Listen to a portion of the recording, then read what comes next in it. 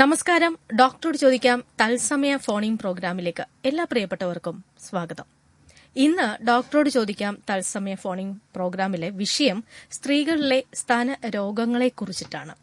ഈ വിഷയത്തിൽ ശ്രോതാക്കളുടെ സംശയങ്ങൾക്ക് മറുപടി നൽകാനായി നമ്മളോടൊപ്പമുള്ളത് കൊല്ലം ട്രാവൻകൂർ മെഡിസിറ്റി ആശുപത്രിയിലെ കൺസൾട്ടന്റ് ജനറൽ സർജൻ ഡോക്ടർ അനശ്വര MBBS MS ആണ്. സ്വാഗതം ഡോക്ടർ. Thank you. സ്വാഗതം. അപ്പോൾ നമ്മളുടെ സ്തന രോഗങ്ങളെ കുറിച്ചിട്ടാണ് നമ്മുടെ ഇന്നത്തെ വിഷയം. ഈ ഒരു രോഗത്തെ കുറിച്ച് പറയാനോ ഡോക്ടർ, സാധാരണ നമുക്ക് ഒരു ഡോക്ടറെ കാണാൻ പോകാനോ അല്ലെങ്കിൽ ഇതൊന്ന് തുറന്നു പറയാനോ ഒക്കെ എന്താ ഭയങ്കര നാണക്കേടാന്ന് പറയാം, എന്തോ ഒരു വിഷമമാണ്. മറ്റു രോഗങ്ങളെ പോലെയല്ല ഇത് ചെന്ന് പറയുക. അതുകൊണ്ട് പലരും ഇതിനെ അങ്ങ് അവഗണിക്കാറാണ് പതിവായിട്ട് തോന്നിയിട്ടുള്ളത്. ഇപ്പൊ എങ്ങനെയുണ്ട് നമ്മുടെ ജനങ്ങളുടെ ഒരു സമീപനം ഇത്തരം അസുഖങ്ങളിൽ ഡോക്ടറെ കാണാൻ വരുന്നതിനോടോ സംശയങ്ങൾ ചോദിക്കുന്നതോടോ എങ്ങനെയാണ്? ഇപ്പോഴത്തെ ഒരു ട്രെൻഡ് എന്ന് തന്നെ പറയാം അല്ലെ. ഇപ്പോഴത്തെ പക്ഷേ നല്ല ചേഞ്ച് ആണ്. സന്തോഷമുണ്ട്. അത് നമ്മൾ OPയിൽ ഇരിക്കുമ്പോഴാണെങ്കിലും പേഷ്യൻസ് ഒരുപാട് ആൾക്കാർ ഇപ്പൊ വരുന്നുണ്ട്. അവർ കൂടുതൽ അവെയർ ആണ്. അതിൽ നല്ല സന്തോഷമുണ്ട്.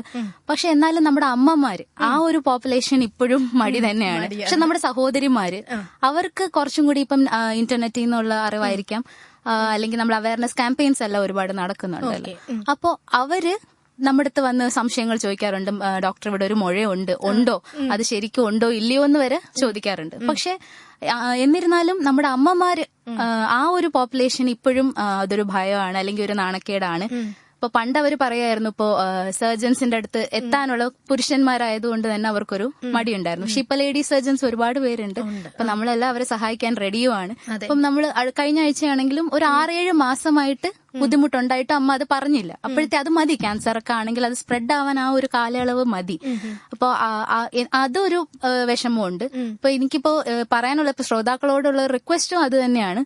നിങ്ങളുടെ വീട്ടിലെയോ അല്ലെങ്കിൽ നിങ്ങൾക്ക് അറിയാവുന്ന ഒരു ചേച്ചിയായാലും അമ്മയായാലും, ഇത് സ്ത്രീകൾക്ക് മാത്രമല്ല പുരുഷന്മാർക്കൂടെ ചേർത്താണ് പറയുന്നത്. നിങ്ങളുടെ ഭാര്യ ആയാലും നിങ്ങളുടെ സുഹൃത്തായാലും സഹോദരി ആയാലും ആരായാലും അവരെ ഒരു മോട്ടിവേഷൻ, അവർക്കൊരു മോട്ടിവേഷൻ ആണ് ആവശ്യം. അല്ലെങ്കിൽ അവരുടെ അടുത്ത് ജസ്റ്റ് ഡോക്ടറിനെ വന്ന് കാണിക്കാം എന്ന് നിങ്ങളുടെ ഒരു വാക്ക് മതി അവർക്കത് പറയാം. അല്ലെങ്കിൽ അവർ പറയുമ്പോഴത്തേക്കും വളരെ വളരെ ലേറ്റ് ആയി പോകാനൊരു സാധ്യതയുണ്ട്. അപ്പം കറക്റ്റ് സമയത്ത് ഒരു ഡോക്ടറിന്റെ അടുത്ത് വരിക. ഡോക്ടേഴ്സിന്റെ തന്നെ സർജന്റെ അടുത്ത് വന്ന സന്തോഷം. അപ്പൊ നമുക്ക് അത്രയും സമയം കൂടെ ലാഭിക്കാം. തീർച്ചയായും മാറ്റം ഉണ്ടായിട്ടുണ്ട്, നല്ല മാറ്റമുണ്ട്. മുമ്പത്തെ അപേക്ഷിച്ച് അമ്മമാരിൽ നിന്നും കുഞ്ഞുങ്ങളിലേക്ക് വരുമ്പോഴത്തേക്ക് നല്ല ഒരു കാലഘട്ടത്തിന്റെ മാറ്റം സംഭവിച്ചിട്ടുണ്ട്. ഡോക്ടർ, നമുക്ക് കോൾ എത്തിയിട്ടുണ്ട്. ഹലോ, നമസ്കാരം. നമസ്കാരം മണിയുണ്ട് ചേട്ടാ, ഡോക്ടറുമായിട്ട് സംസാരിച്ചോളൂ കേട്ടോ. ഹലോ, നമസ്കാരം. ഏറ്റവും നല്ലൊരു വിഷയമാണ് ഇന്ന് എടുത്തിരിക്കുന്നത്. കാരണം ഈ പഴയ തലമുറക്കാരാണ് ഇന്ന് ഏറ്റവും കൂടുതൽ നാണമുള്ളവര്. ഇപ്പോഴത്തെ പിള്ളേർ വിദ്യാഭ്യാസം ഉണ്ടായത് എല്ലാവർക്കും ഡോക്ടർമാരോട് തുറന്നു പറയാനുള്ള ഒരു അവസരമുണ്ട്.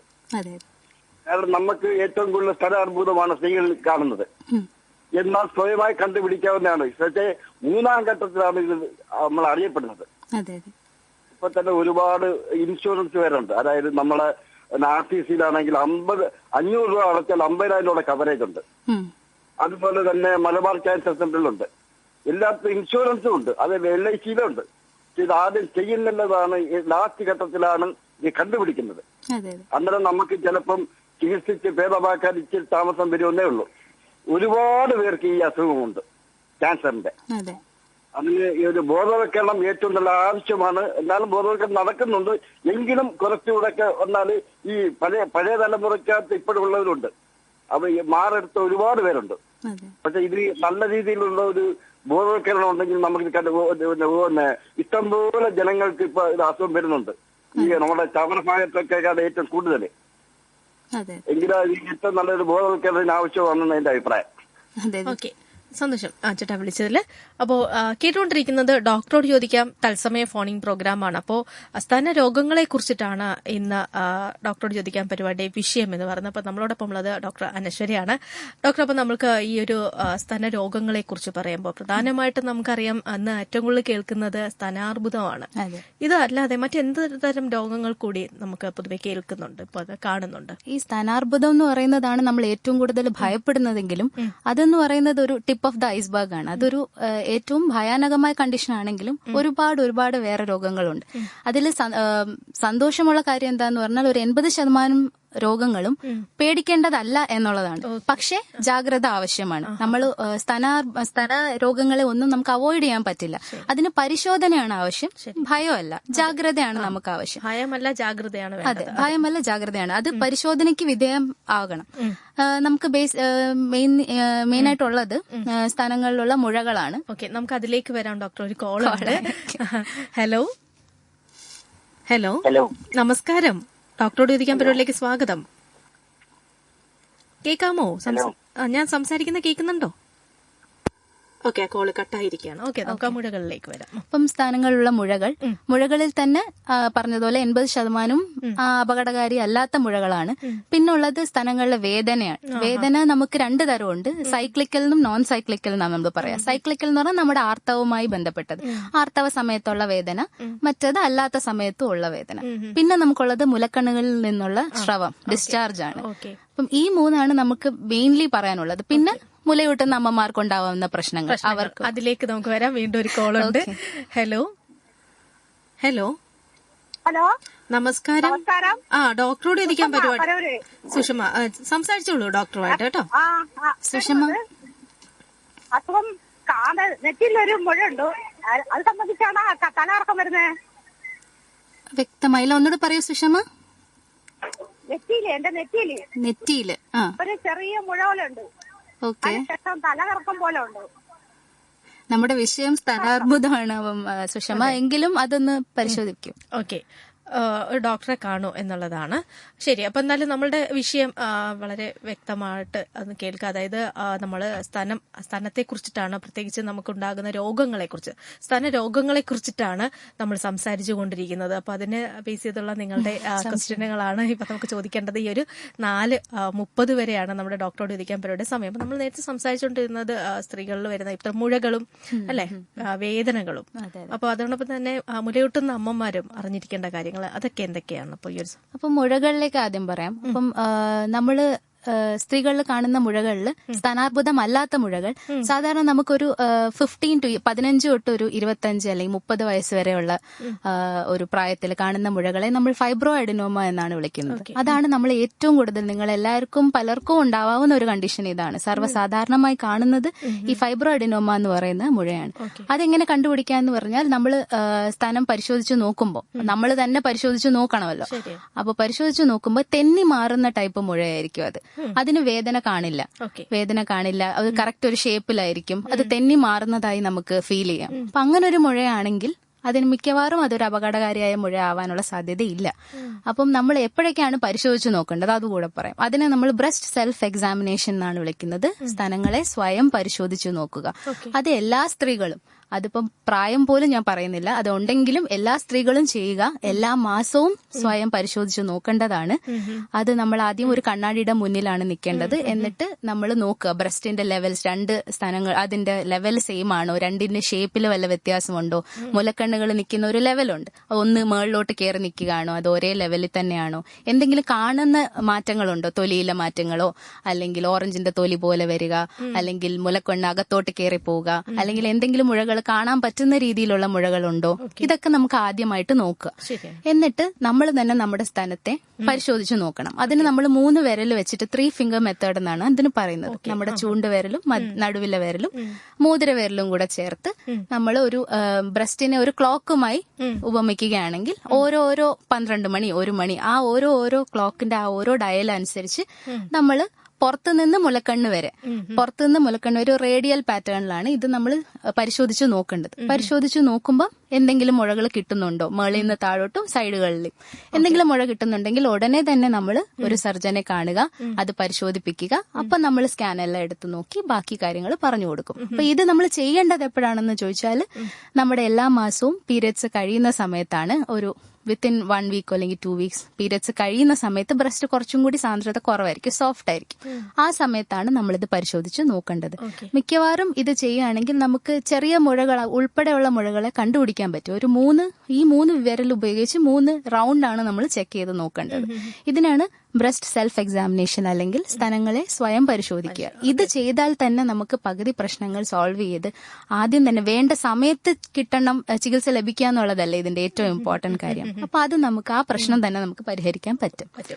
അതേപോലെ ഇനി മുലയൂട്ടുന്ന അമ്മമാരുടെ കാര്യത്തിലേക്ക് വരുമ്പോൾ അവരും എന്തൊക്കെയാണ് ശ്രദ്ധിക്കേണ്ടതായിട്ടുള്ളത്?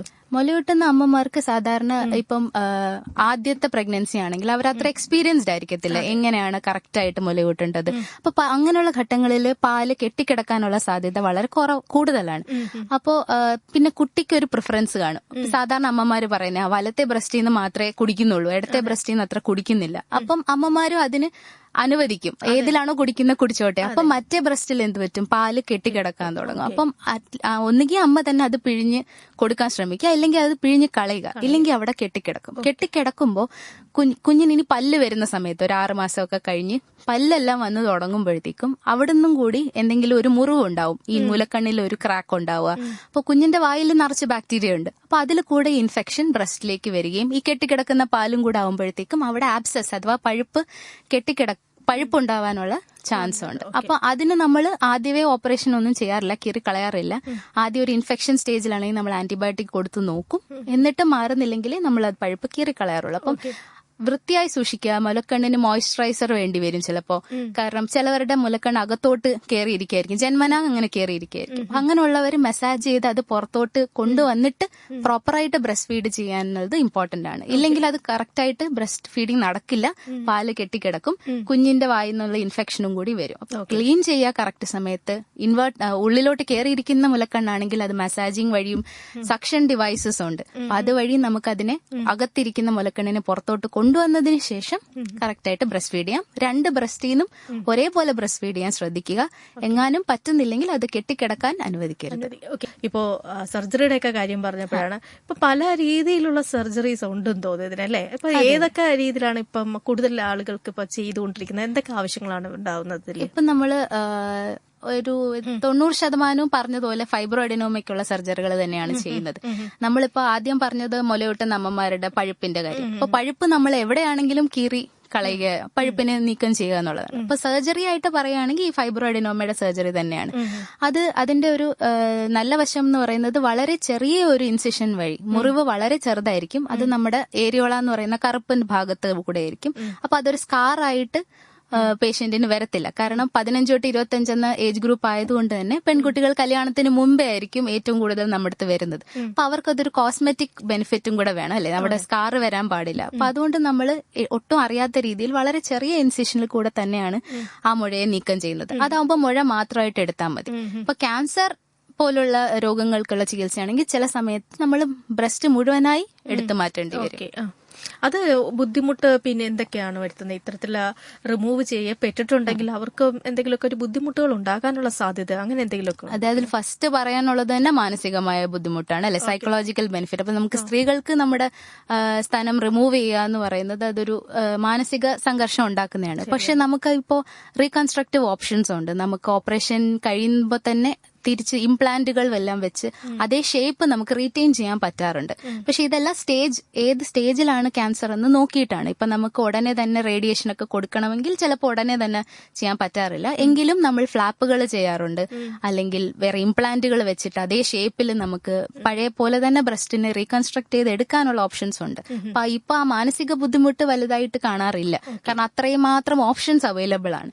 പിന്നെ ചില റെയർ കേസസിൽ വീണ്ടും ക്യാൻസർ വരാനുള്ള സാധ്യതയുണ്ട്. പക്ഷെ അവിടെയും പിന്നെ ഓപ്പറേഷൻ ഇല്ല, അല്ലാതെ റേഡിയേഷൻ വഴിയോ കീമോതെറപ്പി വഴിയോ ഒക്കെ ആയിരിക്കും അത് നമ്മൾ ചികിത്സിക്കുന്നത്. ചിലവർക്ക് കയ്യിൽ നീര് വരാൻ സാധ്യതയുണ്ട്, കാരണം നമ്മൾ നമ്മുടെ കക്ഷത്തിലെ കഴലകളൊക്കെ റിമൂവ് ചെയ്യുമ്പോൾ നീരൊക്കെ വരാൻ സാധ്യതയുണ്ട്. പക്ഷെ അത് വരാതിരിക്കാനും വന്നാലുള്ള എക്സസൈസസും വേറെ ട്രീറ്റ്മെന്റും എല്ലാം ഉണ്ട്. അപ്പൊ ഇപ്പൊ വലിയ ഒരു പണ്ട് നമ്മൾ ഭയക്കുന്നത് പോലെ ക്യാൻസറിനെ നമ്മളിപ്പോ അത്രയും ഭയക്കുന്നില്ല. അത് ഡിറ്റക്ട് ചെയ്താൽ നമുക്ക് സമയത്തിന് ചികിത്സ കൊടുത്ത് നമുക്ക് നമ്മുടെ നോർമൽ ലൈഫിലേക്ക് തിരിച്ചു വരാൻ ഇപ്പൊ പല സ്ത്രീകൾക്കും സാധിക്കുന്നുണ്ട്, മിക്കവാറും എല്ലാവർക്കും സാധിക്കുന്നുണ്ട്. ഇപ്പോ ഈ സർജറിയിൽ തന്നെ ഈ സ്ത്രീകൾ ചിലപ്പോൾ ഒരു പക്ഷേ ഭംഗിയുള്ള അല്ലെ, നമ്മൾക്ക് സ്ഥാനങ്ങൾ ഭംഗി വർദ്ധിപ്പിക്കുന്നതിന് വേണ്ടി അത്തരം സർജറികളും നടക്കുന്നുണ്ടല്ലോ. ഉണ്ട്. ഇതൊക്കെ ഒരു എന്തെങ്കിലും തരത്തിലൊരു ബുദ്ധിമുട്ടോ അല്ലെങ്കിൽ ഭാവിയിൽ പ്രശ്നങ്ങളോ എന്തെങ്കിലും ഉണ്ടാവാൻ സാധ്യതയുണ്ടോ? നമ്മള് സാധാരണ നമ്മൾക്ക് ഇപ്പോ സ്ത്രീകളിൽ ഒരു 40 വയസ്സ് കഴിഞ്ഞുള്ള സ്ത്രീകൾക്ക് ബ്രസ്റ്റ് സാഗ് ചെയ്യും അല്ലെ. അപ്പൊ അവർക്ക് അതൊരു ഭയങ്കര നടുവേന് ഭംഗിയേക്കാൾ അവർക്ക് അത് ഭയങ്കര തോള് വേദന, നടുവേദന, കഴുത്ത് വേദനയൊക്കെ ആയിട്ട് വരാറുണ്ട്. അപ്പോൾ അങ്ങനെ ഫാമിലി കംപ്ലീറ്റ് ചെയ്തവരൊക്കെയാണ് അവർക്ക് അവരുടെ കപ്പ് സൈസ് കുറയ്ക്കണം. ബ്രസ്റ്റ് റിഡക്ഷൻ സർജറി എന്നാണ് അതിനെ പറയുന്നത്. അപ്പോൾ അതിന്റെ കപ്പ് സൈസ് കുറയ്ക്കുന്ന സർജറീസ് ഉണ്ട്. ബ്രസ്റ്റ് ടിഷ്യൂവിനെ റിമൂവ് ചെയ്ത് പഴയ 1-2 കപ്പ് സൈസ് കുറച്ച് ആ നടുവേനയൊക്കെ മാറി നല്ല പഴയ പോലത്തെ ഫേം ആയിട്ടുള്ള ബ്രസ്റ്റ് കിട്ടുന്ന സർജറീസ് നമ്മളിപ്പോ ചെയ്യാറുണ്ട്. അതിന് ലോങ് ടേം പ്രശ്നങ്ങൾ സാധാരണ കാണാറില്ല. അത് അവർക്കും സൈക്കോളജിക്കലി നല്ല സന്തോഷം കിട്ടുന്ന മാനസികമായി സന്തോഷം. പഴയ പോലത്തെ ബ്രസ്റ്റ്, അതായത് പ്രഗ്നൻസിക്കും ഇതിനൊക്കെ മുമ്പുള്ള ബ്രസ്റ്റ് കിട്ടി എന്നുള്ള സന്തോഷം നമുക്ക് നൽകാനുണ്ട്. ഓക്കെ ഡോക്ടർ, അപ്പൊ നമ്മള് ഈ ക്യാൻസറിനെ കുറിച്ചിട്ട് പറഞ്ഞു. അപ്പം ഇത് പൊതുവെ പാരമ്പര്യമായിട്ടും ഒക്കെ വരുന്ന ഒരു അസുഖമാണല്ലോ. പ്രത്യേകിച്ചും സ്ത്രീകൾക്ക് ഈ സ്ഥാനാർബുദം എന്ന് പറയുന്നത് വളരെയധികം വിഷമവും കൂടിയുള്ള ഒരു കാര്യമാണ്. ഇത് എത്രത്തോളം സങ്കീർണത ഉണ്ടാക്കുന്ന ഒരു അസുഖമാണ്, എത്രത്തോളം പ്രശ്നം, അല്ലെങ്കിൽ ഇങ്ങനെ പാരമ്പര്യമായി ഉള്ളവർ അറിഞ്ഞിരിക്കേണ്ട കാര്യങ്ങൾ കൂടി ഒന്ന് പറയാം. അതെ, ഇത് ഈ സ്ഥാനാർബുദത്തിന് ഒരുപാട് കാരണങ്ങളുണ്ട്. അപ്പൊ അതിലൊന്ന് മാത്രമാണ് പാരമ്പര്യം. അപ്പൊ പക്ഷെ പാരമ്പര്യത്തിന് ഒരു ഇമ്പോർട്ടൻസ് എന്താന്ന് വെച്ചാൽ നമ്മുടെ ഫസ്റ്റ് ഡിഗ്രി റിലേറ്റീവ്സ്, അതായത് ഇപ്പൊ പേഷ്യന്റിന്റെ അമ്മ അല്ലെങ്കിൽ മകൾ, സഹോദരിമാർ, അപ്പൊ ഇവർക്കൊക്കെ വരാനുള്ള ചാൻസ് വളരെ കൂടുതലാണ്. അപ്പൊ അതിനവിടെയും അവയർനെസ് ആണ് ഇമ്പോർട്ടന്റ് ആയിട്ടുള്ളത്. അപ്പം നമുക്കറിയാം നമ്മുടെ കുടുംബത്തിൽ ആർക്കെങ്കിലും നമ്മുടെ ഫസ്റ്റ് ഡിഗ്രി റിലേറ്റീവ്, നമ്മുടെ കുടുംബത്തിലെ അമ്മയ്ക്കോ ചേച്ചിക്കോ സഹോദരിമാർക്കോ ആർക്കെങ്കിലും ബ്രസ്റ്റ് ക്യാൻസർ ഉണ്ടെങ്കിൽ നമ്മൾ കുറച്ചുകൂടി ഏർലിയർ സ്റ്റേജിൽ തന്നെ ഒരു 30 വയസ്സ് ആ സമയത്ത് തുടങ്ങി സ്ക്രീനിങ് ആണ് ഇമ്പോർട്ടന്റ്. അപ്പൊ എല്ലാ വർഷവും കറക്റ്റ് ആയിട്ട് ഒരു ചെക്കപ്പ് നടത്തുക എന്നുള്ളത് വളരെ വളരെ ഇമ്പോർട്ടന്റ് ആണ്. അപ്പൊ അങ്ങനെ എല്ലാ വർഷവും കറക്റ്റ് ആയിട്ട് ചെയ്യുകയാണെങ്കിൽ നമുക്ക് കണ്ടുപിടിക്കാം, എളുപ്പം തന്നെ ഏർലി ഡിറ്റക്ഷൻ സാധിക്കും. പിന്നെ നമുക്ക് ജീൻ ടെസ്റ്റിംഗ് അവൈലബിൾ ആണ്, ഇപ്പൊ കുറച്ചും കൂടെ സുലഭമായിട്ട് അവൈലബിൾ ആണ്. കേരളത്തിലും പല സെന്റേഴ്സിൽ ജീൻ ടെസ്റ്റിംഗ്, നമ്മൾക്ക് ഇതിന് BRCA എന്ന് പറയുന്ന ജീനാണ് ഈ ബ്രസ്റ്റ് ക്യാൻസറിന്റെ ഉള്ള ജീൻ. അതിൽ വേറെയും ഇപ്പം വയറിന്റെ ക്യാൻസർ, യൂട്രൈൻ ക്യാൻസർ, ഒരുപാട് ക്യാൻസർ ഇതിനകത്ത് ഉൾപ്പെടുന്നതാണ് ഈ ജീൻ ശൃംഖലയിൽ. അപ്പൊ ഈ ജീൻ നേരത്തെ ടെസ്റ്റ് ചെയ്യുകയാണെങ്കിൽ നമുക്ക് അറിയാൻ പറ്റും നമുക്ക് ഈ ക്യാൻസർ വരാനുള്ള സാധ്യത കൂടുതലാണെന്നുള്ളത് അറിയാൻ പറ്റും. അപ്പൊ ഇവിടെയും അവയർനെസ് ആൻഡ് സ്ക്രീനിങ് ആണ് ഇമ്പോർട്ടന്റ്. ഓക്കെ, നമുക്കൊരു കോൾ ഉണ്ട്, കോളിലേക്ക് പോവാം. ഹലോ. ഹലോ, നമസ്കാരം. ഡോക്ടറോട് ഇരിക്കാൻ പരിപാടിയിലേക്ക് സ്വാഗതം. നമസ്കാരം. ഞാൻ കൊല്ലത്തുനിന്ന് സ്മിത ചേച്ചിയാണ്. സ്മിത ചേച്ചി ഡോക്ടറുമായിട്ട് സംസാരിച്ചോളൂ. സംസാരിച്ചോ. Hello doctor. നമസ്കാരം മേഡം. നമസ്കാരം. ഞാന് 48 വയസ്സുള്ള ഒരു വീട്ടമ്മയാണ്. എനിക്ക് 4-5 വർഷം മുമ്പ് ഇടത്തെ ബ്രസ്റ്റിന്റെ ഒരു മുഴ വന്നായിരുന്നു കേട്ടോ. അത് കീറി കളഞ്ഞായിരുന്നു. അതൊക്കെ മാറി കഴിഞ്ഞപ്പോ കഷത്തൊരു നെഴുതിപ്പ് പോലെ 2 കഷത്ത് മുഴ പോലെ വരുന്നത്. അതെന്താണ്?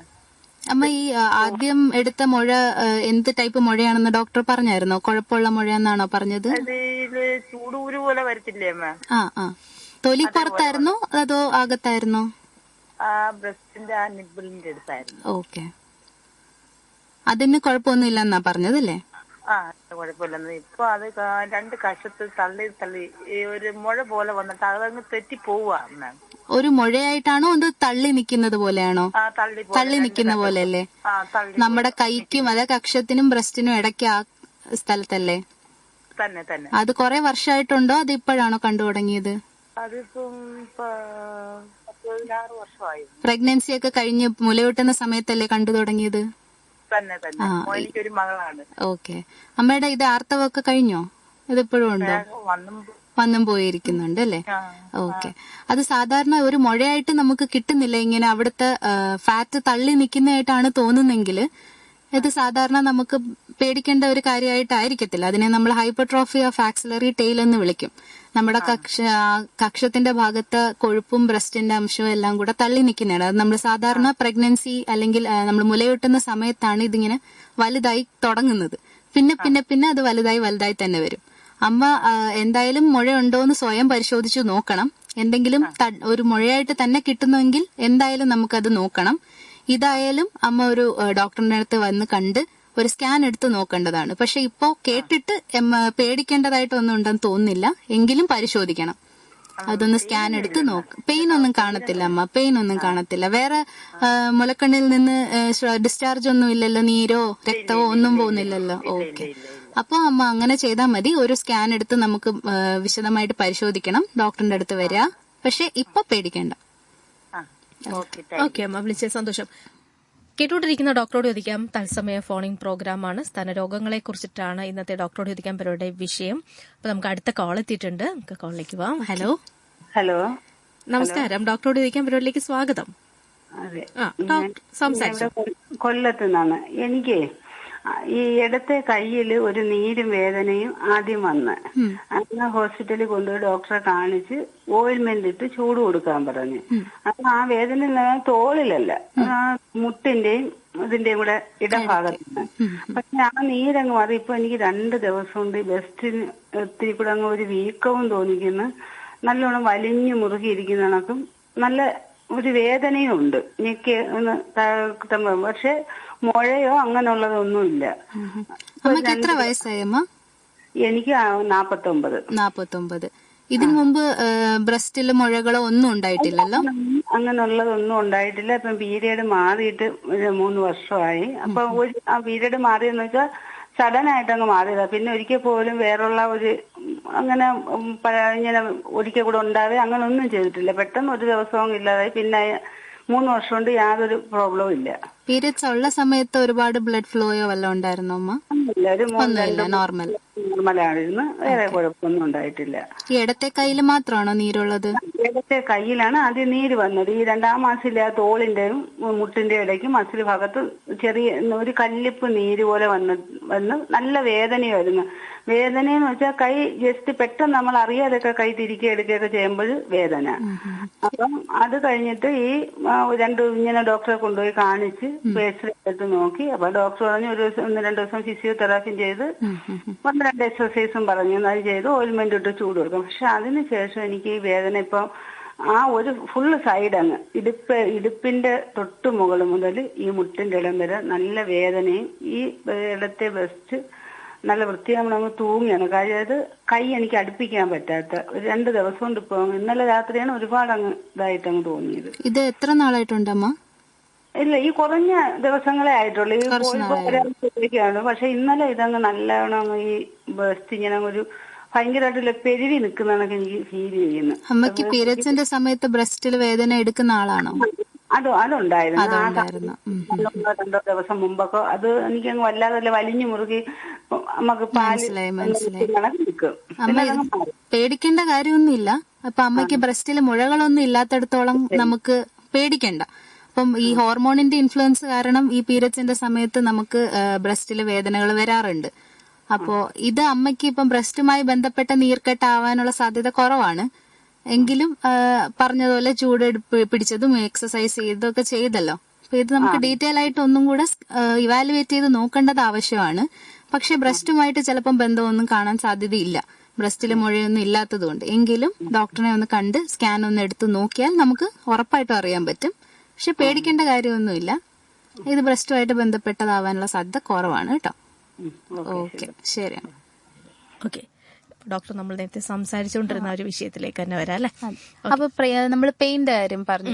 ഇപ്പൊ അമ്മ പറഞ്ഞതുപോലെ ബ്രസ്റ്റില് ഉള്ള പെയിൻ അത് നമുക്ക് പീരിയഡ്സിന്റെ സമയത്താണ്. സാധാരണ എല്ലാ സ്ത്രീകൾക്കും ഉള്ളതാണ് പീരിയഡ്സിന്റെ സമയത്ത് ഒരു പെയിൻ. അത് സ്റ്റാർട്ട് ചെയ്യുന്നത് ഒരു 14 ദിവസം, അതായത് ഓവുലേഷൻ, ഈ പീരിയഡ് സൈക്കിളിന്റെ പകുതി 14 ദിവസം തൊട്ട് പെയിൻ സ്റ്റാർട്ട് ചെയ്ത് പതുക്കെ തുടങ്ങി PMS നമ്മൾ പറയാറില്ലേ, പ്രീ മെൻസ്ട്രുവൽ സിൻഡ്രോംസ്. അപ്പൊ പീരിയഡ്സ് തുടങ്ങുന്നതിന് തൊട്ട് മുമ്പ് വരെ ആയിരിക്കും ഈ പെയിൻ വളരെ കൂടി അവസാനം പീരിയഡ്സ് സ്റ്റാർട്ട് ചെയ്യുന്ന സമയം തൊട്ട് പെയിൻ കുറയാറാണ് സാധ്യത. ഇത് മിക്കവാറും എല്ലാ സ്ത്രീകളും പറയുന്നതാണ്. ഒരു വെയിറ്റ് ഫീൽ ചെയ്യുന്നു, ബ്രസ്റ്റിന് ഒരു നീർക്കെട്ട് ഫീൽ ചെയ്യുന്നു, അല്ലെങ്കിൽ വേദന ഫീൽ ചെയ്യുന്നു, തൊടാൻ വയ്യാത്ത അവസ്ഥ. അപ്പൊ ഇത് പല മാനസിക പ്രശ്നങ്ങളും ഉണ്ടാക്കാറുണ്ട്, സെക്ഷുവൽ പ്രശ്നങ്ങളും ഉണ്ടാക്കാറുണ്ട്. പക്ഷെ ഇത് പീരിയഡ്സുമായിട്ട് മാത്രം അസോസിയേറ്റഡ് ആണെങ്കിൽ നമുക്ക് കുഴപ്പമില്ല. ഇത് നമ്മുടെ ബ്രസ്റ്റ് ടിഷ്യൂ എന്ന് പറയുന്നത് നമ്മുടെ സ്ത്രീ ഹോർമോണായ ഈസ്ട്രജനും പ്രൊജസ്ട്രോണിനും റെസ്പോണ്ട് ചെയ്യുന്ന ഒരു ടിഷ്യൂ ആണ്. അപ്പൊ ആ ഒരു ചേഞ്ച്, പീരിയഡ്സിന്റെ സമയത്തുള്ള ആ ചേഞ്ച്, ഈസ്ട്രജൻ കൂടി, പ്രൊജസ്ട്രോൺ കൂടി, ആ ഒരു ചേഞ്ചിനോട് ഇത് റെസ്പോണ്ട് ചെയ്യുന്നത് കൊണ്ടാണ് മിക്കവാറും ആൾക്കാർക്ക് ഇങ്ങനെ ഒരു പ്രശ്നം ഉണ്ടാവുന്നത്. ഇതിൽ വേറൊരു പോയിന്റ് എന്ന് പറയുന്നത് ക്യാൻസറിന് വേദന കാണത്തില്ല, ആദ്യം വേദന കാണത്തില്ല. അതുകൊണ്ട് വേദനയെ നിങ്ങൾ പേടിക്കേണ്ട ആവശ്യമില്ല. മിക്കവാറും അത് മരുന്നിലും വേറെ സപ്പോർട്ടീവ് ട്രീറ്റ്മെന്റിൽ കൂടെ അത് മാറാനുള്ള ചാൻസ് ഉണ്ട്. നമുക്കൊരു കോൾ കൂടിയുണ്ട്, നോക്കാം. ഹലോ. ഹലോ, നമസ്കാരം. ഡോക്ടറോട് ഇരിക്കാൻ പരിപാടിയിലേക്ക് സ്വാഗതം. സംസാരിച്ചോ കേട്ടോ ഡോക്ടർ. ഹലോ, പറഞ്ഞോ. നമസ്കാരം. ഞാൻ കടവൂരുന്ന തുളസിയാ. തുളസി, പറഞ്ഞമ്മ. എനിക്ക് പണ്ട് ഇടണക്ക് മാറിലൊക്കെ മുഴ ഉണ്ടായിരുന്നു. അതൊക്കെ എനിക്ക് ഓപ്പറേഷൻ ചെയ്തു. അതിനൊന്നും ഇപ്പൊ ഇവരെ കുഴപ്പമൊന്നുമില്ല. ഇപ്പൊ എന്റെ യൂട്രസിനകത്താണ് ചെറിയ 2 മുഴ നിൽക്കുന്നത്. അപ്പൊ അതെനിക്ക് കഴിഞ്ഞ വർഷം ഭയങ്കര വയറ്റ് വേദനയായിട്ട് ഞാൻ മെഡിക്കലല്ല പോയത്. അവിടെ ഇങ്ങനെ എനിക്ക് സ്കാനിങ് എടുത്തവർ 2 മുഴയുണ്ടോ 4.5 സെന്റിമീറ്റർ ആണ്. അപ്പൊ എന്റെ അടുത്ത് ഡോക്ടർ പറഞ്ഞു അത്യാവശ്യമായിട്ട് ഡോക്ടറെ കാണണമെന്ന് പറഞ്ഞു. അപ്പൊ ഞാൻ എല്ലാം പോയി കാണിച്ചത്. അവിടെ ഇരിക്കുന്ന ഡോക്ടർ പറഞ്ഞു ചെറിയ മുഴ, അത് കുഴപ്പമൊന്നുമില്ലെന്നാ പറയുന്നത്. ഇപ്പൊ ഞാൻ കഴിഞ്ഞ ആഴ്ച ഈ കണക്ക് വയറ്റുവേദനയായിട്ട് 5 ദിവസം അവിടെ കിടന്നായിരുന്നു. അപ്പൊ എനിക്ക് അതിൽ നിന്ന് എന്തെങ്കിലും കുഴപ്പം ഉണ്ടാവുമോ എന്ന് ചോദിക്കാനാണ് ഞാൻ ഡോക്ടറെ വിളിച്ചത്. അമ്മ ബ്ലീഡിങ് കൂടുതൽ വല്ലതും പോകുന്നുണ്ടോ അമ്മ? എനിക്ക് അങ്ങനെ മെൻസസ് ഇല്ല 6 വർഷമായിട്ട്. 6 വർഷമായിട്ടില്ല അല്ലേ? അപ്പൊ ഇത് നമ്മുടെ ഗർഭകോശത്തിലെ മുഴകളെല്ലാം ഒരു ഗൈനക്കോളജിസ്റ്റിനെ കാണിക്കേണ്ടത് അത്യാവശ്യമാണ്. അപ്പോൾ അവരെ കാണിച്ചിട്ട് സിംറ്റംസും സൈസും വെച്ചിട്ടാണ് അവര് ഇത് ഓപ്പറേഷൻ ചെയ്യണോ വേണ്ടയോ എന്നുള്ളത് പറയുക. അപ്പൊ അത് ഗൈനക്കോളജിസ്റ്റിനെ കാണിക്കണം. ഞാനത് ഗൈനക്കോളജിസ്റ്റിനെയാണ് കാണിച്ചത്. ഇപ്പോഴും അങ്ങനെയാണ് കാണിച്ചത്. അപ്പൊ അവര് പറയുന്നത് ചെറിയ 2 മുഴയില്ലെന്നാ ചോദിക്കുന്നത്. അല്ല, അമ്മയുടെ ബുദ്ധിമുട്ട് അനുസരിച്ചാണ്. വയറുവേദനയും ഇതൊക്കെ ഉണ്ടെങ്കിൽ അത് നമ്മൾ കാണിച്ച് അത് നീക്കം ചെയ്യുന്നത് തന്നെയാണ് നല്ലത്. പക്ഷെ ഇത് എന്നെക്കാൾ ആധികാരികമായി സംസാരിക്കാൻ കഴിയുക ഒരു ഗൈനക്കോളജിസ്റ്റിനായിരിക്കും. ശരി അമ്മ, കാണിക്കൂ കേട്ടോ. ഓക്കെ ഡോക്ടർ, നമുക്ക് ഇനിയിപ്പോ ഇതിന്റെ ലക്ഷണങ്ങൾ കൂടി, ഇപ്പോ സ്ഥാനാർബുദത്തെ കുറിച്ച് നമ്മൾ പറഞ്ഞു, അതിന്റെ ലക്ഷണങ്ങൾ കൂടി പറയാമോ? അപ്പം സ്ഥാനാർബുദത്തിന് ഫസ്റ്റ് ലക്ഷണമായിട്ട് നമുക്ക് മുഴ തന്നെയാണ് പറയാനുള്ളത്. പക്ഷെ മുഴയുടെ പ്രത്യേകത എന്ന് പറഞ്ഞാൽ അതിന് വേദന ആദ്യത്തെ സ്റ്റേജുകളിൽ വേദന ഉണ്ടാവുകയില്ല. പിന്നെ അതിന്റെ ഒരു ഡ്യൂറേഷൻ, ഇപ്പം പല നമ്മുടെ കോളേഴ്സും പറഞ്ഞായിരുന്നു ഇത്രയും വർഷങ്ങൾക്ക് മുമ്പ് ഉണ്ടായിരുന്ന മുഴ. അപ്പം ഈ ബ്രസ്റ്റ് ക്യാൻസർ ആണെങ്കിൽ വളരെ വേഗം അത് വളരാനുള്ള സാധ്യതയുണ്ട്. അല്ലെങ്കിൽ ഒരു 20 വർഷമായിട്ടുള്ള ഒരു മുഴ പെട്ടെന്ന് കഴിഞ്ഞ അടുത്ത 5 മാസമായിട്ട് അതിന്റെ സൈസ് പെട്ടെന്ന് വർദ്ധിക്കുന്നതായിട്ട് നമുക്ക് തോന്നാം. അല്ലെങ്കിൽ ഇതുവരെ ഇല്ലാത്ത വേദന പുതുതായിട്ട് വരുന്നതായിട്ട് തോന്നാം. അപ്പൊ എന്തെങ്കിലും ഒരു ചേഞ്ച് ഉണ്ടാവും. ഒന്നുകിൽ ഒരു പുതിയ മുഴ വരും, അല്ലെങ്കിൽ ഉള്ള മുഴയാണെങ്കിൽ തന്നെ അതിന്റെ സൈസ് വർദ്ധിക്കുന്നതായിട്ട് കാണാം. അത് മുഴയെ പറ്റി.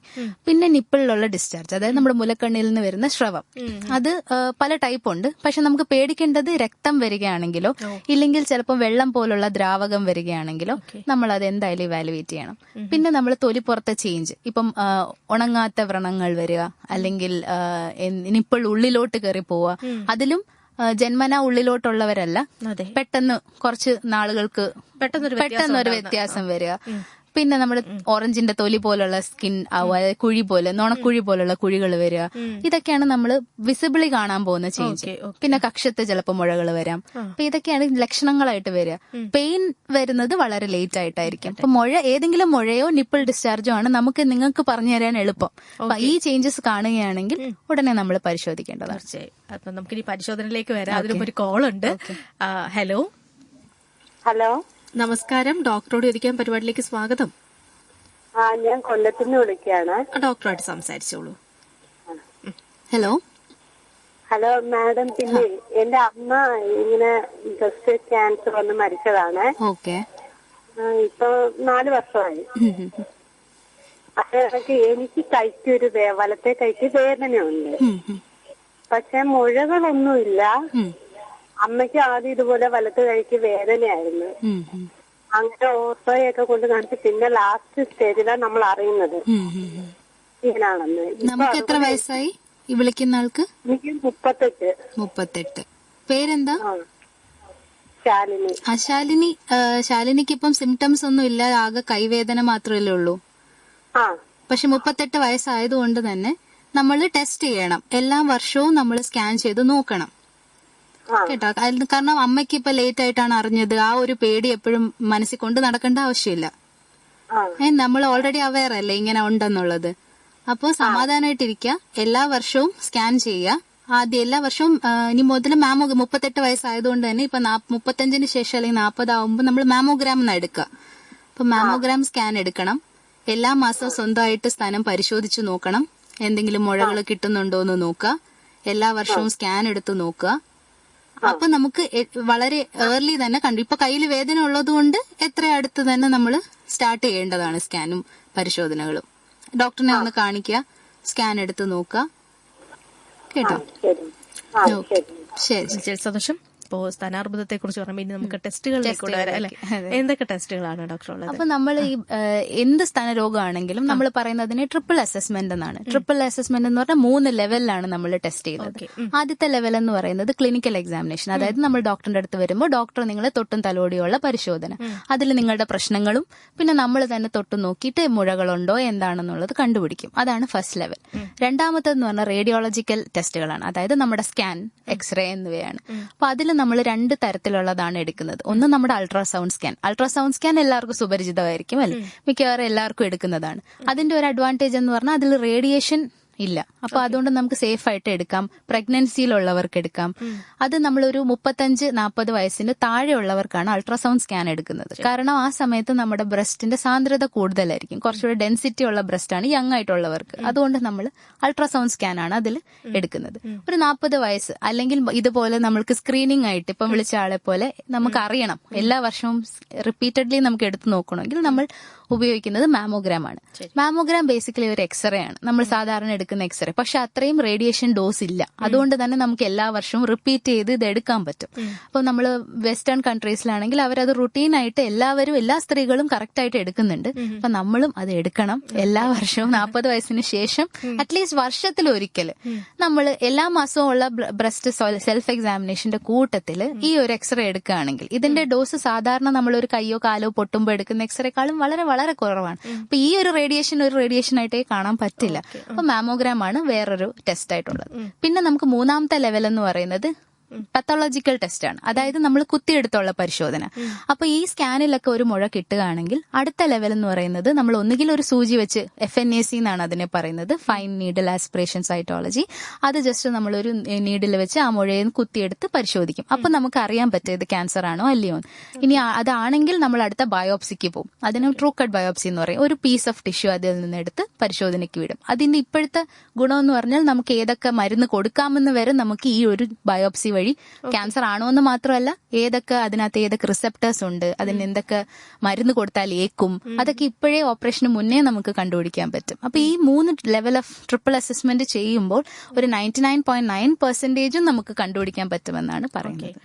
ഡോക്ടർ, ഇപ്പൊ അതേ കണക്കിന് കുറെ ചികിത്സാ രീതികളും ഉണ്ടല്ലോ, എന്തൊക്കെയാണ് പ്രധാനമായുള്ള ചികിത്സകളൊക്കെ? നമ്മൾ ഈ ബ്രസ്റ്റ് ക്യാൻസറിന് നമ്മളിപ്പോ സ്റ്റേജ് പറഞ്ഞില്ല. സ്റ്റേജിനകത്ത് നമ്മൾ ആദ്യം 4 സ്റ്റേജ് ആയിട്ടാണുള്ളത്. അതായത് നമ്മൾ ആദ്യം അതിനെ ഏർലി ബ്രസ്റ്റ് ക്യാൻസർ എന്ന് വിളിക്കും, പിന്നെ അതിനെ ലോക്കലി അഡ്വാൻസ് ബ്രസ്റ്റ് ക്യാൻസർ എന്ന് വിളിക്കും, പിന്നെ മെറ്റാസ്റ്റാറ്റിക് ബ്രസ്റ്റ് ക്യാൻസർ എന്ന് വിളിക്കും. ഈ എല്ലാവരും പറയാറില്ലേ സ്റ്റേജ് 4 ഓൾറെഡി സ്പ്രെഡ് ആയതിനു ശേഷമാണ് നമ്മൾ അറിഞ്ഞതെന്നെല്ലാം പറയുന്നത്.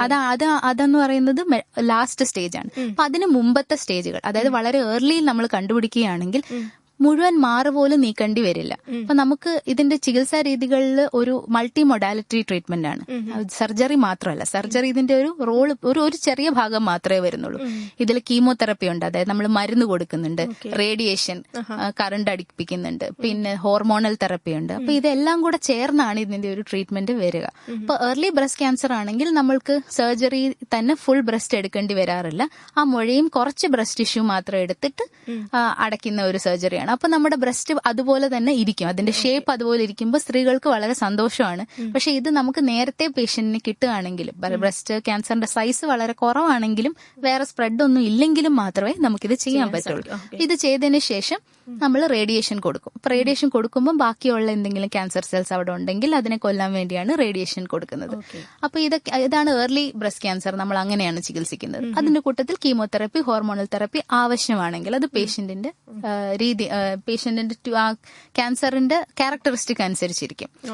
കുറച്ചും കൂടി അഡ്വാൻസ്ഡ് ബ്രസ്റ്റ് ക്യാൻസർ ആണെങ്കിൽ ഇതെല്ലാം കൂടെ ചേർത്തായിരിക്കും കൊടുക്കുന്നത്. അവിടെ നമ്മൾ നമ്മളിപ്പോ ഒരു വ്യത്യാസം എന്ന് പറയുന്നത് ആദ്യമേ കീമോതെറപ്പി കൊടുക്കുകയാണ്. ഇപ്പൊ കീമോതെറപ്പി ആദ്യം ഒരു കുറച്ച് സൈക്കിൾസ് കൊടുക്കുകയാണെങ്കിൽ ഈ ക്യാൻസറിന്റെ സൈസ് ഒന്ന് കുറഞ്ഞു കിട്ടും. അപ്പൊ സൈസ് ഒന്ന് കുറഞ്ഞു കിട്ടിയാൽ നമുക്ക് ഓപ്പറേറ്റ് ചെയ്യാനും നമുക്ക് കിട്ടുന്ന റിസൾട്ട്സും വളരെ നല്ലതായിരിക്കും. ആ സൈഡിലെ മാറും, ആ കക്ഷത്തിലെ കഴലുകളുണ്ട്, ലിംഫ് നോഡ്സ്, അതും കൂടി നീക്കം ചെയ്യുന്ന സർജറിയാണ് നമ്മൾ ചെയ്യുന്നത്. അതിനുശേഷം ബ്രസ്റ്റ് റീകൺസ്ട്രക്ട് ചെയ്ത് കൊടുക്കാറുണ്ട്. അതിനുശേഷം പിന്നെ ബാക്കി കീമോതെറപ്പി, ആദ്യം കൊടുത്ത കീമോതെറപ്പിയുടെ ബാക്കി സൈക്കിൾസും കൊടുക്കും, റേഡിയേഷൻ കൊടുക്കും, പിന്നെ ഹോർമോണൽ തെറപ്പി എന്ന് പറഞ്ഞ് ഉള്ള ട്രീറ്റ്മെന്റ് ഉണ്ട്. ഇതെല്ലാം കൂടെ ചേർത്താണ് അതിന് കൊടുക്കുന്നത്. ഡോക്ടർ, ഇതിപ്പോ നമ്മള് ഒരുപാട് കേൾക്കുന്നുണ്ടല്ലോ അല്ലെ, സ്ത്രീകളിൽ ഇത്തരത്തിലുള്ള സ്ഥാനാർബുദത്തെ കുറിച്ച് അല്ലെങ്കിൽ സ്ഥാനരോഗങ്ങളെ കുറിച്ച് ഇന്നിപ്പോ എനിക്കൊന്ന് കൂടുതലാണ് എന്ന് തോന്നാറുണ്ട്. എന്തായിരിക്കും ഇതിന്റെ ഒരു കാരണം? ഇപ്പൊ ചിലപ്പോൾ ഒരുപക്ഷെ നമ്മുടെ ജീവിത രീതിയാണോ, ജീവിതശൈലി രോഗം എന്നായില്ലേ അങ്ങനെ ഒരു രീതിയാണോ എന്ന് കാരണം എപ്പോ നമ്മളിപ്പോ കേൾക്കുമ്പോ കൂടുതലാണെന്ന് തോന്നുന്ന രീതിയിലേക്ക് പോകുകയാണല്ലോ. പലരും ഭയക്കുന്നുമുണ്ട്, ചിലപ്പം സാധാരണ മുഴയാണെങ്കിൽ പോലും ഇങ്ങനെ കാണുന്നുണ്ട്. എന്തായിരിക്കും അതിനൊരു കാരണമായിട്ട് ഡോക്ടറിന് പറയാനുള്ളത്? ബേസിക്കലി നമ്മുടെ ബ്രസ്റ്റ് പറഞ്ഞതുപോലെ ഹോർമോൺ ഇൻഫ്ലുവൻസിന് ഒരുപാട് ബാധിക്കുന്ന ഒരു ഓർഗനാണ്. ഇപ്പൊ ബാക്കി ഇതുപോലെയല്ല. അപ്പൊ ബ്രസ്റ്റിന് നമുക്ക് എല്ലാ മാസവും നമ്മുടെ ബോഡി തന്നെ ഹോർമോണാണ്, ഈസ്ട്രജൻ, പ്രൊജസ്ട്രോൺ, ആ ഒരു ഇൻഫ്ലുവൻസ് വരാറുണ്ട്. പിന്നെ നമ്മൾ ഈ ലൈഫ് സ്റ്റൈലിൽ മാറ്റം, ഇപ്പൊ ജീവിതശൈലി രോഗം ഇപ്പൊ പറഞ്ഞത് തന്നെ കാരണം നമ്മളിപ്പോ അധികം എക്സസൈസ് ഒന്നും ചെയ്യാറില്ല, നമ്മുടെ ഫുഡ് ജങ്ക് ഫുഡാണ് കഴിക്കുന്നത്. എല്ലാരും സ്ഥിരം പറയുന്നതാണ്, നമുക്കിതറിയാം. എങ്കിലും പക്ഷെ നമ്മൾ കഴിക്കുന്നത് കൂടുതലും അത് ഒഴിവാക്കാനും പറ്റുന്നില്ല. കൊഴുപ്പടങ്ങിയ ഭക്ഷണമാണ് നമ്മൾ ധാരാളം കഴിക്കുന്നത്. എക്സസൈസ് വളരെ കുറവാണ്. പിന്നെ നമുക്ക് ആ പെൺകുട്ടികളിലെ ആ ചേഞ്ച് ആണ് നിങ്ങൾക്ക് കാണാൻ പറ്റും. അപ്പൊ നമ്മുടെ ഒരു ഏജ് ഗ്രൂപ്പിലുള്ള ആൾക്കാർക്കെല്ലാം ആർത്തവം സ്റ്റാർട്ട് ചെയ്തത് ഒരു 13-14 ഏജ് ഗ്രൂപ്പിലാണ് അല്ലെ. ഇപ്പൊ എല്ലാം 10, 11, 12 കൂടുതലാവുന്നില്ല. വളരെ നേരത്തെയാണ് മാസമുറ സ്റ്റാർട്ട് ചെയ്യുന്നത്. അപ്പൊ ഒരു 12 വയസ്സിൽ താഴെയാണ് മാസമുറ സ്റ്റാർട്ട് ചെയ്യുന്നതെങ്കിൽ അതൊരു റിസ്ക് ഫാക്ടറാണ് ഈ സ്ഥാനാർബുദം വരാനായിട്ടുള്ളത്. അതൊന്ന്. പിന്നെ നമ്മളെല്ലാരും കരിയർ ഓറിയന്റഡ് ആയതുകൊണ്ട് കല്യാണവും പ്രഗ്നൻസി അതെല്ലാം ലേറ്റ് ആയി പോവാണ്. അപ്പം നമുക്ക് നമ്മുടെ നേരത്തെ പീരിയഡ്സ് സ്റ്റാർട്ടുമായി എന്നാൽ ഫസ്റ്റ് പ്രഗ്നൻസി ലേറ്റ് ആണ്, അല്ലെങ്കിൽ 30 വയസ്സ് 35 വയസ്സൊക്കെ ആവുകയാണെങ്കിൽ അത്രയും ഡ്യൂറേഷൻ ഈ ഈസ്ട്രജൻ, പ്രൊജസ്ട്രോൺ എക്സ്പോഷർ വരെയാണ് നമ്മുടെ ബ്രസ്റ്റിന്. അപ്പൊ അതൊരു റിസ്ക് ഫാക്ടർ ആയിട്ട് പറയാറുണ്ട്. അതായത് ആദ്യത്തെ ഗർഭം അതിനുള്ള സമയം 30 വയസ്സിന് ശേഷമാണെങ്കിൽ, ഒരു 25 വയസ്സ് 22 വയസ്സിലെ ഫസ്റ്റ് പ്രഗ്നൻസി ആവുകയാണെങ്കിൽ അത് വളരെ നല്ലതായിട്ടാണ് കാണുന്നത്. കാരണം പ്രഗ്നന്റ് ആവുമ്പോൾ വീണ്ടും 10 മാസം ഒരു ബ്രേക്ക് കിട്ടും. നമ്മുടെ ബ്രസ്റ്റിന് ഇത്ര ഹോർമോൺ എക്സ്പോഷർ വരത്തില്ല.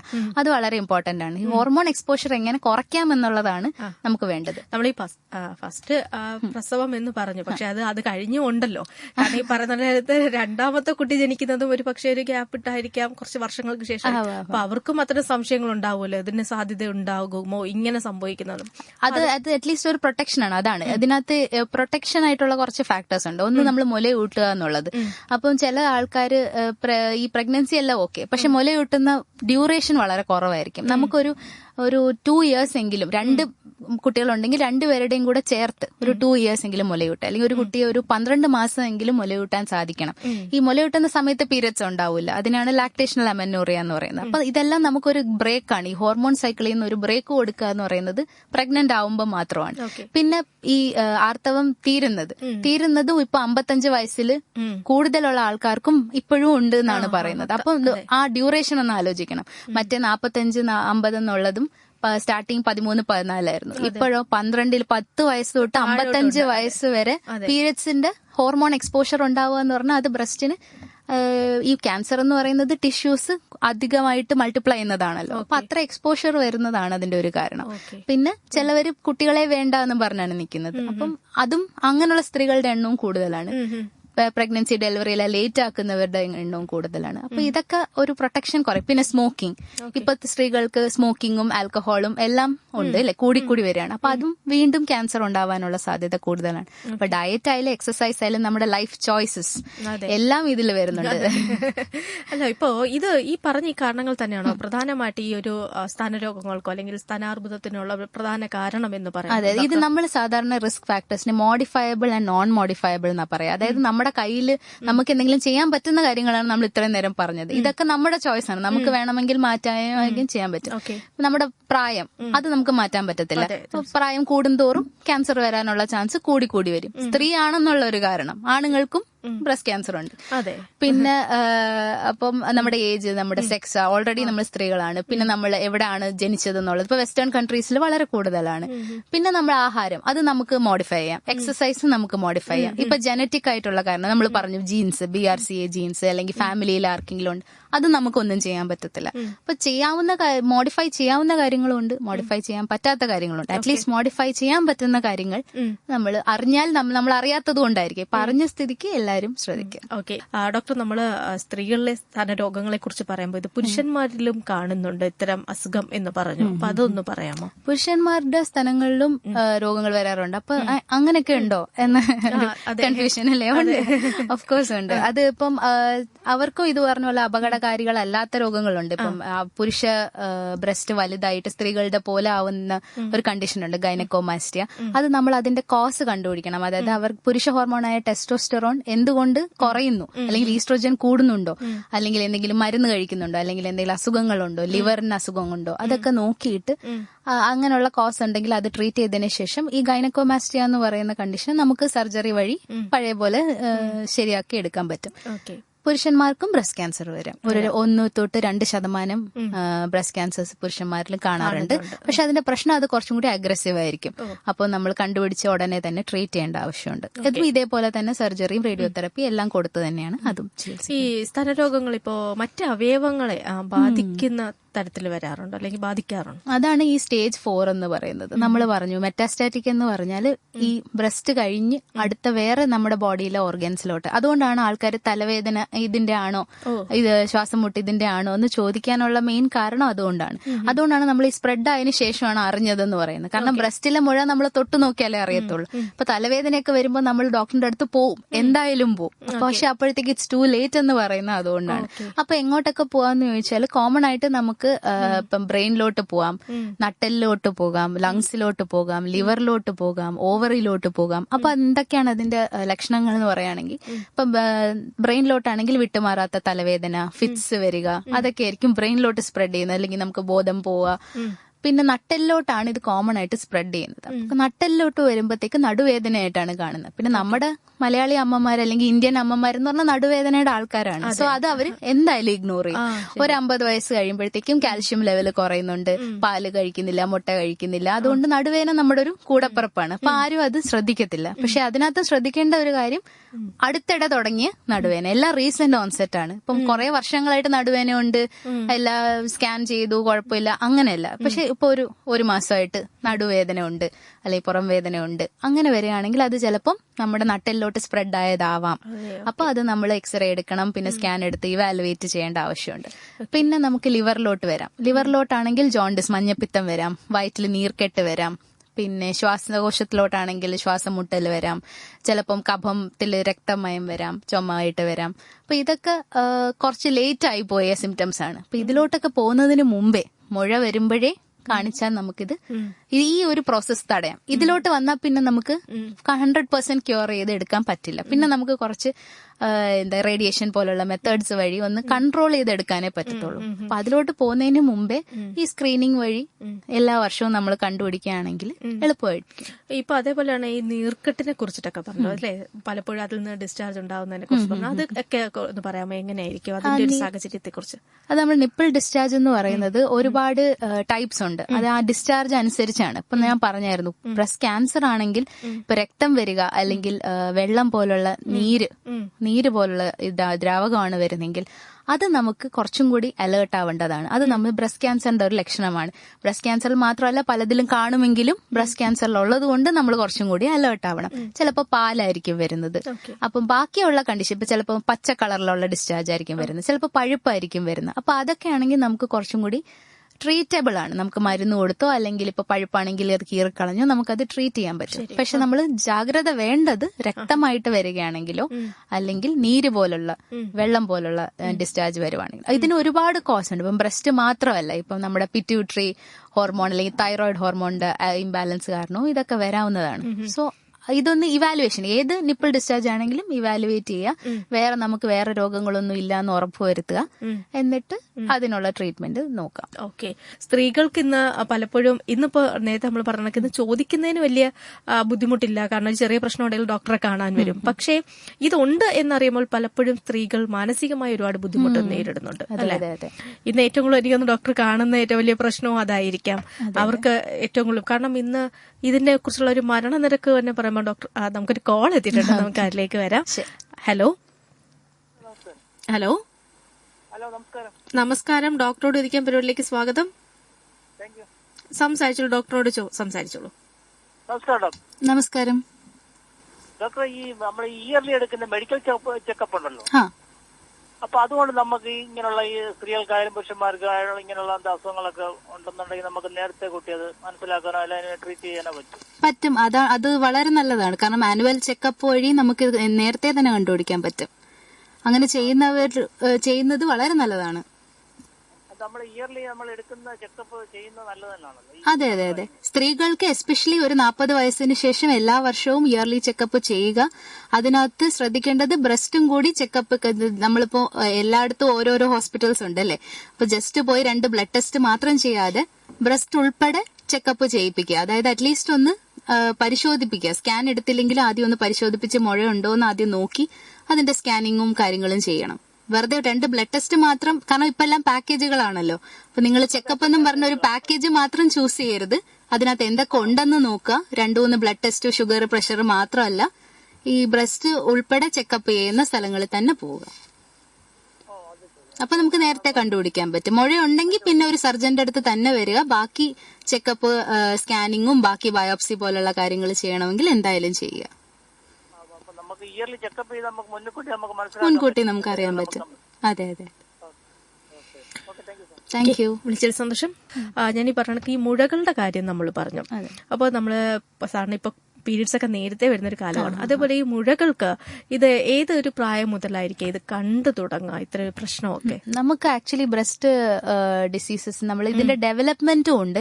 അതായത് നമ്മുടെ ബ്രസ്റ്റ് ഡെവലപ്പ് ചെയ്യുന്ന സമയത്ത് ഒരു ടൈപ്പ് ഓഫ് രോഗങ്ങളായിരിക്കും വരുന്നത്. പിന്നെ ഒരു 50 വയസ്സ് 55 വയസ്സ് ആ സമയത്ത് വേറെ ടൈപ്പ് രോഗങ്ങളായിരിക്കും വരുന്നത്. അപ്പം ചെറിയ പ്രായത്തിൽ ഒരു 15 തൊട്ട് 25 വയസ്സിൽ നമുക്ക് മുഴകളാണ് വരുന്നത്. കാരണം അതൊരു ഡെവലപ്മെന്റിന്റെ പ്രശ്നമാണ്. ആ സമയത്താണ് നമ്മൾ ഈ പറഞ്ഞ ഫൈബ്രോയിഡിനോമ അതൊക്കെ വരുന്നത്. അതിന്റെ ഇടയ്ക്കുള്ള ഒരു മധ്യവയസ്ക ആ ഒരു പ്രായമാകുമ്പോഴത്തേക്ക് ഒരു 25 തൊട്ട് 30, 35 ആ സമയത്താണെങ്കിൽ നമുക്ക് കൂടുതലും പെയിൻ ആയിരിക്കും. ഈ പീരിയഡ്സുമായിട്ട് അസോസിയേറ്റഡ് ആയിട്ടുള്ള പെയിനും കാര്യങ്ങളും ആയിരിക്കും. കുറച്ചും കൂടി കഴിയുമ്പോഴത്തേക്കും ഒരു 50 വയസ്സ് 55 വയസ്സിലൊക്കെ സിസ്റ്റുകളാണ് വരുന്നത്, ബ്രസ്റ്റിലെ സിസ്റ്റുകൾ. ഇതും മുഴകളെ പോലെ വരാം. അതിലും എല്ലാ സിസ്റ്റുകളെയും പേടിക്കേണ്ട ആവശ്യമില്ല. സിസ്റ്റം എന്ന് പറഞ്ഞാൽ നീർക്കെട്ടാണ്. ഇപ്പൊ ചെറിയ സിമ്പിൾ സിസ്റ്റം എന്ന് പറയും. സ്കാനിൽ സിമ്പിൾ സിസ്റ്റം എന്നാണ് വരുന്നെങ്കിൽ അതിന് പ്രത്യേകിച്ച് വലിയ ട്രീറ്റ്മെന്റ് ആവശ്യമൊന്നുമില്ല. വേദന ഉണ്ടെങ്കിലോ അല്ലെങ്കിൽ വേറെ എന്തെങ്കിലും ബുദ്ധിമുട്ടായിട്ട് പേഷ്യന്റ് പറയുകയാണെങ്കിൽ മാത്രം നമുക്ക് അതിനെ നീറ്റ് വലിച്ചെടുത്ത് ആസ്പിറേറ്റ് ചെയ്ത് വിടാവുന്നതാണ്. നമുക്ക് ഒരു കോൾ കൂടി എത്തിയിട്ടുണ്ട്, നോക്കാം. ഹലോ. ഹലോ, നമസ്കാരം. ഡോക്ടറോട് ഇരിക്കാൻ പരിപാടിയിലേക്ക് സ്വാഗതം. ധാരാണ്? എന്റെ പേര് നിത്യപ്രിയ. സംസാരിച്ചോളൂ ഡോക്ടറായിട്ട്. ഹലോ. ഹലോ ഡോക്ടർ, ഈ ബ്രസ്റ്റിന്റെ സൈഡിലൊക്കെ പെയിൻ വരുന്നതും നിപ്പിൾ ഏരിയയിൽ ഭയങ്കര പെയിൻ, അത് എന്തുകൊണ്ടായിരിക്കും? നിത്യക്ക് ഇതിപ്പം പീരിയഡ്സിന്റെ സമയത്താണോ അതോ അല്ലാതെ എപ്പോഴും വരാറുണ്ടോ? അല്ല, പീരിയഡ്സ് ടൈമിന് അടുപ്പിച്ചാണ് കൂടുതൽ വരുന്നത്. അതാ ഞാൻ പറഞ്ഞു. ആക്ച്വലി ഇപ്പൊ പീരിയഡ്സ് സ്റ്റോപ്പ് ചെയ്ത് നിർത്തിയേക്കുക, പക്ഷെ സ്റ്റിൽ ആ സമയമാകുമ്പോ എന്താന്ന് അറിഞ്ഞുകൂടാ ആ ഏരിയയിൽ പെയിൻ വരുന്നുണ്ട്. ഇപ്പൊ പീരിയഡ്സ് സ്റ്റോപ്പ് ചെയ്ത് നിർത്തിയേക്കെന്ന് പറയുമ്പോ വേറെ അസുഖങ്ങൾ കാണുമല്ലോ. അതെ, യൂട്രസിന്റെ പ്രശ്നങ്ങൾ കാണുമല്ലോ. അപ്പം അത് വരാനുള്ള കാരണം ഹോർമോണൽ പ്രോബ്ലംസ് തന്നെയാണ്. അപ്പൊ ഈ ഹോർമോണിന്റെ ഇൻഫ്ലുവൻസ് കാരണമാണ് നമുക്ക് ഈ ബ്രസ്റ്റിൽ വേദന വരുന്നത്. അത് പീരിയഡ്സുമായി ബന്ധപ്പെട്ട സമയത്താണെങ്കിൽ നമുക്ക് പേടിക്കേണ്ട ആവശ്യമില്ല. നമുക്ക് അഡിക്വേറ്റ് സപ്പോർട്ടായിട്ടുള്ള ഇന്നോവെയർ ധരിക്കുക, പിന്നെ വൈറ്റമിൻ ഇ ടാബ്ലറ്റ്, അങ്ങനെ കുറച്ച് ചില ഫുഡിലുള്ള മാറ്റം, അതുവഴി നമുക്ക് ഒരു പരിധി വരെ നമുക്ക് ഇതിനെ കൺട്രോൾ ചെയ്യാൻ പറ്റും. വേദന സംഹാരി, അത്യാവശ്യം വരുമ്പോൾ വേദന സംഹാരികൾ കഴിക്കുക. അപ്പൊ അതൊക്കെ ആ പീരിയഡ്സിന്റെ സമയം കഴിയുമ്പോൾ മാറുന്നുണ്ടെങ്കിൽ പിന്നെ നമുക്ക് പേടിക്കേണ്ട ആവശ്യമില്ല. കൂടെ മുഴകളൊന്നും ഉണ്ടാവാൻ പാടില്ല. ബ്രസ്റ്റിൽ വേറെ മുഴയോ അല്ലെങ്കിൽ നിപ്പിൾ ഡിസ്ചാർജോ ഒന്നും ഇല്ലല്ലോ? അങ്ങനൊന്നുമില്ല. അപ്പൊ ഇത് പീരിയഡ്സ് ആക്ച്വലി സ്റ്റോപ്പ് ചെയ്ത് നിർത്തിയേക്കുവാണ്. എന്നാലും ആ ടൈം നമുക്കറിയാം. ആ സമയമാകുമ്പോഴാണ് ഇങ്ങനെ വരുന്നത്. അങ്ങനെ വരുമോ? ഇപ്പൊ സ്റ്റോപ്പ് ചെയ്ത് നിർത്തിയാലും വരും. കാരണം നമ്മൾ എങ്ങനെ സ്റ്റോപ്പ് ചെയ്ത് നിർത്തുന്ന ഇതിന്റെ ഹോർമോൺസ് കൊടുത്തിട്ട് തന്നെ ആണല്ലോ. അപ്പൊ ആ ഒരു ഹൈ ഡോസ് ഓഫ് ഹോർമോൺസ് കൊടുക്കുമ്പോഴാണ് നമുക്ക് സ്റ്റോപ്പ് ചെയ്യാനും പറ്റുന്നത്. അപ്പൊ ഹോർമോൺ എന്തായാലും ഈസ്ട്രജൻ ആയാലും പ്രൊജസ്ട്രോൺ ആയാലും നമ്മുടെ ബ്രസ്റ്റ് ടിഷ്യൂ അതിന് റെസ്പോണ്ട് ചെയ്യും. അപ്പൊ കൂടുതൽ റെസ്പോണ്ട് ചെയ്ത് വരുമ്പോഴാണ് ഈ വേദനകൾ കൂടുതൽ വരുന്നത്. അത് പീരിയഡ്സുമായി ബന്ധപ്പെട്ട ടൈമിലാണെങ്കിൽ പേടിക്കേണ്ട ആവശ്യമില്ല. പക്ഷെ പറഞ്ഞതുപോലെ എല്ലാ മാസവും ചെക്ക് ചെയ്യുക, ബ്രസ്റ്റ് സെൽഫ് എക്സാമിൻ ചെയ്ത് നോക്കുക. മുഴകളുണ്ടെങ്കിൽ പിന്നെ നമുക്ക് ഈ രീതി മാറും, ബാക്കി ടെസ്റ്റുകൾ ചെയ്ത് നോക്കേണ്ടി വരും. ആസ് ഓഫ് നൗ കുഴപ്പമില്ല. Thank you. വിളിച്ച സന്തോഷം. അപ്പൊ ഡോക്ടർ, നമ്മളിപ്പോ ടെസ്റ്റുകളുടെ ഒക്കെ കാര്യം പറഞ്ഞ കൂട്ടത്തിൽ തന്നെ ഇപ്പൊ മുഴകളുടെ കാര്യങ്ങളും പറഞ്ഞു. ഈ ബയോപ്സിക്ക് വിടുന്നതോ അല്ലെങ്കിൽ അത് ചെയ്യുന്നതോ ഒക്കെ എപ്പോഴാണ്? അതിന്റെ ആവശ്യം എങ്ങനെയാണ്? അപ്പം ബയോപ്സി എന്ന് പറയുമ്പോഴത്തേക്ക് നമ്മൾ ഈ പറഞ്ഞ ട്രിപ്പിൾ അസസ്മെന്റിലെ ഒരു ലാസ്റ്റ് സ്റ്റേജ് ആണ്. നമ്മൾ ഒരു മുഴ കണ്ടുപിടിച്ചതിന് ശേഷം നമുക്ക് ഈ കണ്ടുപിടിക്കുമ്പോൾ തന്നെ മാമോഗ്രഫി എന്ന് പറഞ്ഞല്ലോ, എക്സ്റേ ആണ് മാമോഗ്രഫി. അപ്പം ഈ മാമോഗ്രഫി എടുത്തു കഴിയുമ്പോൾ തന്നെ നമുക്കൊരു ബൈറാഡ്സ് എന്ന് പറഞ്ഞ ഒരു സ്റ്റേജിങ് ഉണ്ട് അതിനകത്ത് 0 to 6 വരെ.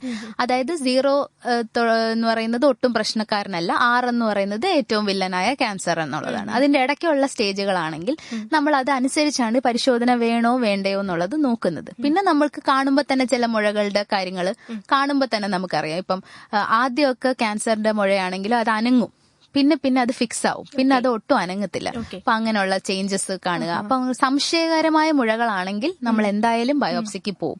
അപ്പൊ ബയോപ്സി എന്ന് പറയുന്നത് ഒരു പീസ് ഓഫ് ടിഷ്യൂ ആണ് എടുക്കുന്നത്.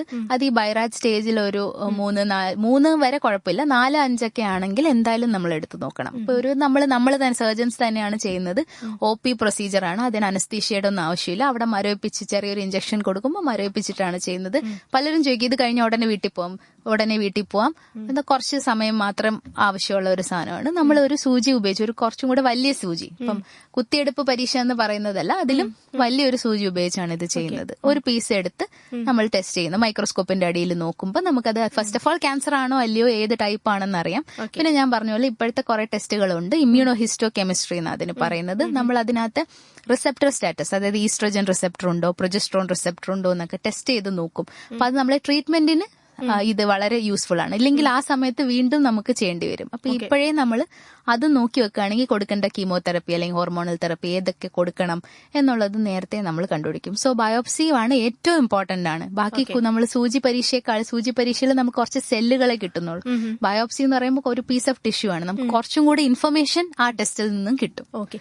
അപ്പോൾ ഡോക്ടർ, ഇപ്പം നമുക്കറിയാം, ഇപ്പം ഇങ്ങനെ സ്തനാർബുദം ഉണ്ട് എന്ന് അറിയാവുന്നവർക്കും അല്ലെങ്കിൽ ലക്ഷണങ്ങൾ കണ്ടു തുടങ്ങിയവരും അതേപോലെ തന്നെ സർജറി കഴിഞ്ഞിട്ടുള്ളവരും ഉണ്ടാവുമല്ലോ. ഇപ്പൊ ഇവരൊക്കെ ശ്രദ്ധിക്കേണ്ട കാര്യം എന്തൊക്കെയാണ് മനസ്സിലാക്കിയിരിക്കേണ്ടത് പിന്നീടുള്ള ജീവിതത്തിൽ? അത് ഒന്ന്, നമ്മുടെ ആ ഫാമിലിയിലുള്ള നമ്മുടെ മകളോ അല്ലെങ്കിൽ സഹോദരിമാരോ അവരെയും കൂടി അലേർട്ടാക്കി അവർക്കും കൂടി ഇപ്പൊ ഈ ക്യാൻസർ സർവൈവേഴ്സിന്റെ ഏറ്റവും വലിയ ശക്തി എന്ന് പറയുന്നത് അവർ സർവൈവേഴ്സ് ആണ്. അപ്പൊ അവർക്ക് ഓൾറെഡി ഇതിന്റെ അവയർനെസ് എല്ലാം ഉണ്ട്. അപ്പൊ അവര് പറയുമ്പോൾ, നമ്മൾ ഡോക്ടർ പറയുന്നതിനേക്കാളും ചിലപ്പം വീട്ടുകാർ പറയുമ്പോൾ കേൾക്കുന്നവരുണ്ട് അല്ലേ. അപ്പൊ അവർക്ക് നന്നായിട്ട് അത് പറഞ്ഞു കൊടുക്കാനും മോട്ടിവേറ്റ് ചെയ്യാനും സാധിക്കും. കണ്ടോ, ഞാൻ ഇപ്പൊ നേരത്തെ പോയതുകൊണ്ടാണ് ഞാൻ കണ്ടുപിടിച്ചതെന്നും പറയാം, അല്ലെങ്കിൽ ഞാൻ പോയപ്പോ ലേറ്റ് ആയി പോയെന്നായാലും പറയാം. അപ്പൊ എന്തായാലും അവരൊരു ഭയങ്കര മോട്ടിവേഷൻ ഫാക്ടറാണ്. അപ്പൊ അവരെ ബാക്കിയുള്ളവരത്തൂടെ പറഞ്ഞ് കറക്റ്റ് സമയത്ത് ആ സ്ക്രീൻ ചെയ്യുക, അല്ലെങ്കിൽ അത് പരിശോധനയ്ക്ക് വിധേയരാകുക, അതൊക്കെ അവർക്ക് ചെയ്യാവുന്നതാണ്.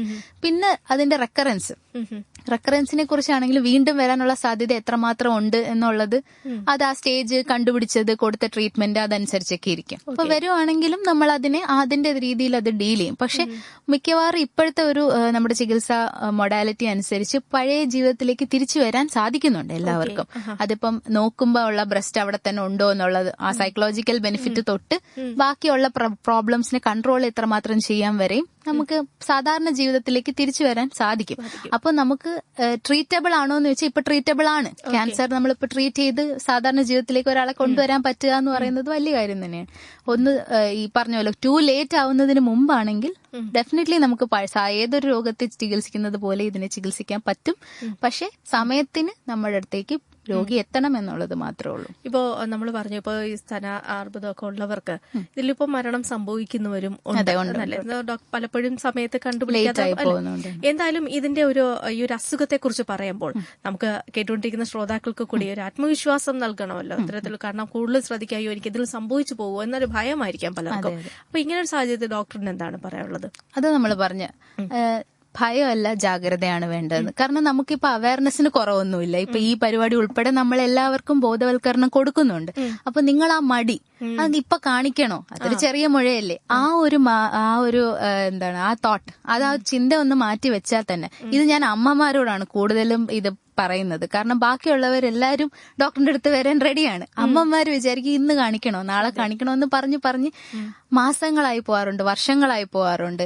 അപ്പോ സാധാരണ നമുക്ക് കുളിക്കുന്ന സമയത്താണ് ഒരു മുഴ സാധാരണ ഒരു സ്ത്രീക്ക് നമ്മൾ കണ്ടുപിടിക്കുക. അപ്പൊ കുളിക്കുന്ന സമയത്ത് ആ തെന്നി മറന്ന പോലെ തോന്നി, അല്ലെങ്കിൽ അവിടെ ഒരു മുഴ, എന്തോ ഒരു വ്യത്യാസം, നമ്മൾ കണ്ണാടി നോക്കുമ്പോൾ ഒരു വ്യത്യാസം, അത് നിങ്ങൾ ഡോക്ടറിന്റെ അടുത്ത് പറയുന്നതിന് മുമ്പ് നിങ്ങൾക്ക് ബുദ്ധിമുട്ടുണ്ടെങ്കിൽ നിങ്ങളുടെ ഫാമിലി മെമ്പേഴ്സിനോട് പറയാം, ഭർത്താവിനോട് പറയാം, അല്ലെങ്കിൽ മക്കളോട് പറയാം.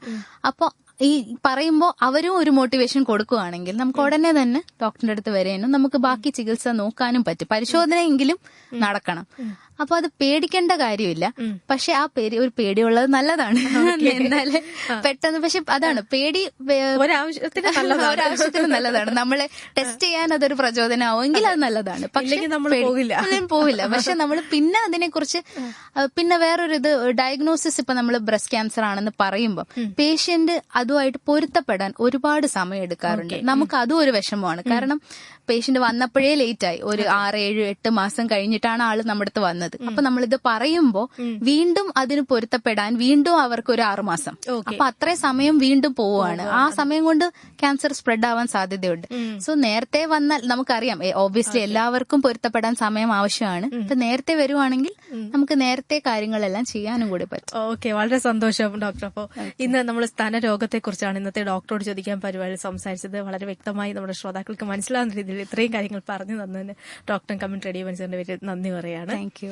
ഓക്കെ, അപ്പൊ ഇന്നത്തെ ഡോക്ടറോട് ചോദിക്കാൻ പരിപാടിയിൽ നമ്മളോടൊപ്പം ഉണ്ടായിരുന്നത് കൊല്ലം ട്രാവൻകൂർ മെഡിസിറ്റി ആശുപത്രിയിലെ കൺസൾട്ടന്റ് ജനറൽ സർജൻ ഡോക്ടർ അനശ്വര MBBS MS ആയിരുന്നു. ഡോക്ടർ നന്ദി പറയുന്നു. അതോടൊപ്പം തന്നെ ഇന്നത്തെ ഡോക്ടറോട് ചോദിക്കാൻ പരിപാടി ഇവിടെ പൂർണ്ണമാകുന്നു.